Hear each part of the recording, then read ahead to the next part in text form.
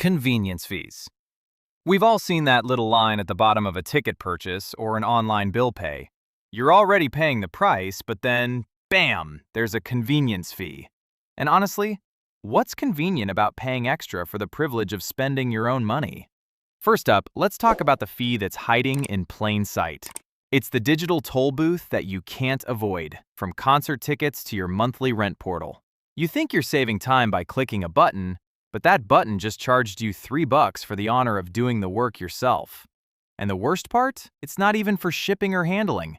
It's literally for the air between your finger and the screen. So why do we pay it? Because we have to. And that's exactly what they're counting on. Service and maintenance fees. Next up, the classic: service and maintenance fees. You see this on your bank statements, your brokerage accounts, even your gym membership that you haven't used since January. It's the financial equivalent of a phantom limb. You feel the pain, but there's nothing there. These fees are dressed up in fancy words like account upkeep or portfolio management, but let's be real, they're just charging you for existing. Imagine walking into a grocery store and them saying, "That'll be $50 for the food and 10 more for keeping the lights on." That's absurd, right? But in finance, it's totally normal. Visualize a person at a desk, shuffling papers while a digital meter runs on the wall, ticking up dollars for absolutely zero new value. They're not doing anything extra for you. They're just taxing your inertia. Inactivity and low balance fees. Now, here's the real kicker: inactivity fees.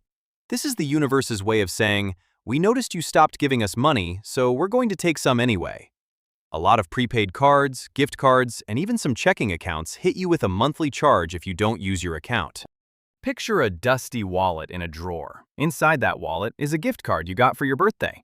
Every month, a tiny digital gremlin sneaks in and nibbles away a few bucks. You're literally being punished for saving. The same goes for low balance fees. You get penalized for not having enough money, which is like kicking someone when they're already down. It's the financial version of a teacher giving you extra homework because you failed the first test. Vicious, right? But it's legal, and it's draining millions every single day. The hidden inflation tax, shrinkflation. Let's pause on the statement fees for a second and look at the one that doesn't even show up on a receipt, shrinkflation. You don't see this one coming because there's no line item for it. You just buy your favorite bag of chips or that block of cheese, and it's the same price, but the bag feels lighter. Visualize a hand holding a cereal box. The box looks the same, but the bowl is only half full because they cut the contents by 15%. You are paying the exact same amount for less product. That's a hidden fee, just disguised as a new package design. They're charging you the premium price for the air inside the bag. It's genius, really, in an evil sort of way. You don't get a notification about this tax. You only feel it when you reach for the second bowl of cereal and realize you're already out. Early termination and prepayment penalties. Here's one that feels personal: early termination fees. You sign a contract for internet or a phone plan, you're locked in for 2 years. But what if you move or find a better deal? Well, they get you. Visualize a person holding a phone, trying to cancel, but there's a giant chain bolted to their ankle connected to the router. That chain is the fee, and the ironic twist? Sometimes it's cheaper to stay with bad service than to leave, even if they aren't providing the service you're paying for. Then there's the prepayment penalty. If you pay off your loan early, being responsible, they charge you extra because they lost out on the interest you would have paid.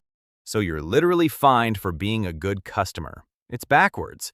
You're stuck between a rock and a hard place, and the only way out is through your wallet. Foreign contract and currency conversion fees. Finally, let's travel the world, or at least try to.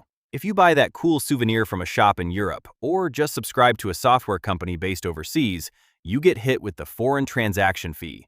Usually around 3%, it's a silent traveler that tags along with your purchase.